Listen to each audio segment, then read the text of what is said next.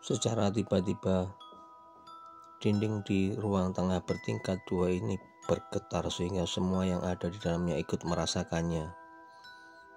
Dan secara tiba-tiba pula, bau kemenyan dan bunga kamboja kini mulai terasa menyengat, membuat bulu kuduk kami merinding.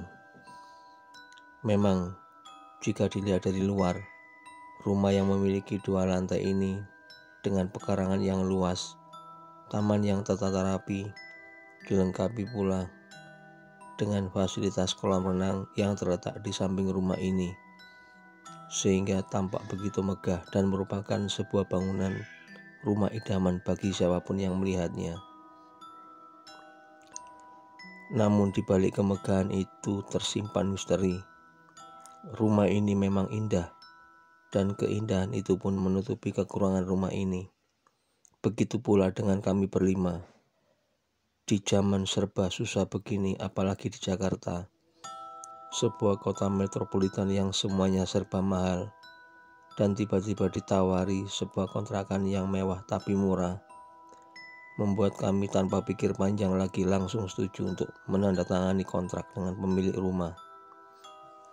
Apalagi kami hanya mahasiswa yang berasal dari daerah yang masih bergantung pada orang tua. Otomatis kami mencari sesuatu yang murah namun layak.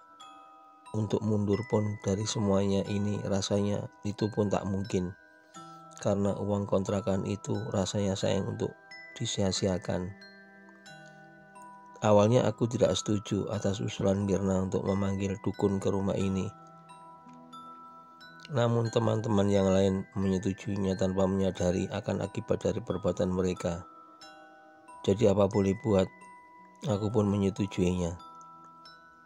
Mbak dukun itu duduk bersila menghadap ke salah satu sudut ruangan. Sekali-kali terdengar semburan dari mulutnya yang menyemprotkan air ke sudut ruangan itu.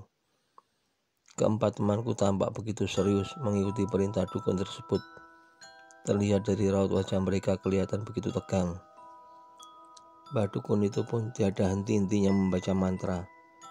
Entah apa yang dibacanya aku pun tidak tahu, karena memang aku tidak berniat untuk mendekat padanya. Aku hanya melihatnya dari jauh, di tangga menuju lantai 2, sebab aku tidak tahan dengan bau kemenyan itu. Rasa-rasanya aku ingin muntah. Namun tidak berapa lama, ritual itu pun selesai. Mbak dukun itu pulang dengan peluh yang bercucuran di wajahnya dan keempat temanku pun tersenyum puas. Kita akan hidup dengan tenang tanpa gangguan itu lagi, kata Lia. Aku pun hanya bisa tersenyum pasrah mendengarnya sambil berlalu ke dapur untuk mengambil makanan. Karena dari tadi sebenarnya aku lapar, namun Mbak dukun itu melarangku jauh-jauh dari tempat itu. Takut kalau terjadi apa-apa padaku, katanya. Kini kami duduk di meja makan siap untuk makan setelah beberapa menit selesai sholat maghrib. Sementara jam masih menunjukkan pukul 19.15. Tapi entah dari mana datangnya tiba-tiba terdengar lolongan anjing. Kami merasakan kembali kecemasan itu dan semuanya terdiam membisu. Tiba-tiba azan terdengar, tandanya sholat isya pun akan segera dilaksanakan. Dan secara tiba-tiba pula lolongan anjing itu pun menghilang, membuat kami merasa lega. Malam ini tidak terjadi apa-apa, dan itu membuat temanku berpikir bahwa dukun itu telah berhasil mengusir para penghuni rumah ini. Namun malam berikutnya, mereka kembali membuat kami semua ketakutan. Dan parahnya lagi, mereka kini menampakkan wujud mereka, padahal selama ini mereka hanya mengganggu kami tanpa wujud. Dan malam itu adalah puncaknya. Malam itu seperti biasa, kami pun tidur di kamar masing-masing.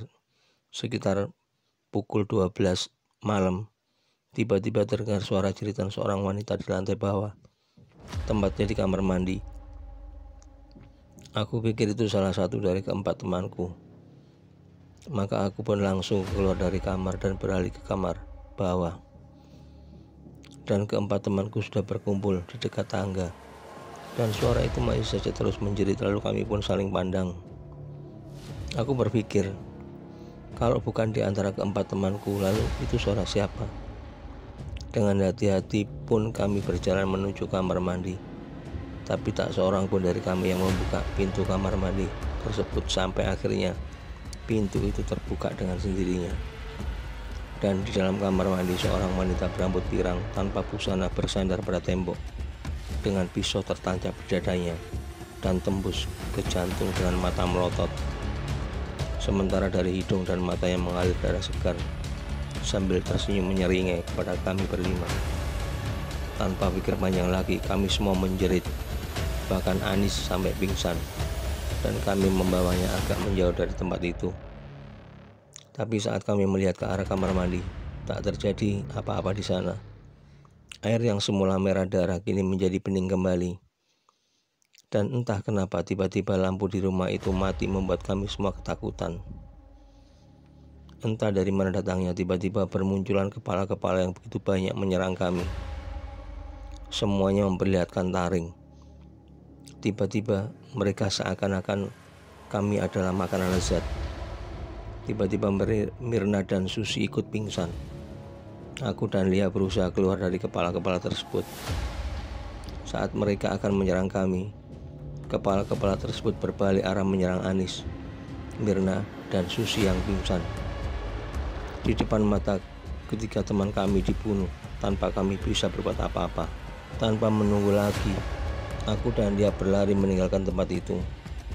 Namun kami dicegat oleh makhluk yang sangat menyeramkan, tinggi yang melebihi tinggi manusia pada umumnya, dan di sudut bibirnya tersembul sebuah taring yang runcing.